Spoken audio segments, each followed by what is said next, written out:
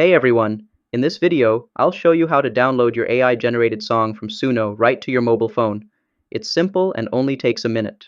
Let's get started! Step 1. First, open your mobile browser and go to suno.com or use the link where your song was created. Step 2. Log into your Suno account using your email, Google, or Discord, whichever you used when you created the song. Step 3. Tap on the menu or user icon and go to My Songs to find all the AI songs you've created. Step 4. Find the song you want, then tap the three dots or download icon next to it. Step 5. Tap Download, and the song will be saved directly to your mobile device, usually in your Downloads or Music folder. Bonus tip. If you can't find the song in your files, check your browser's download history or use a file manager app to locate it. And that's how easy it is to download your Suno AI song to your phone.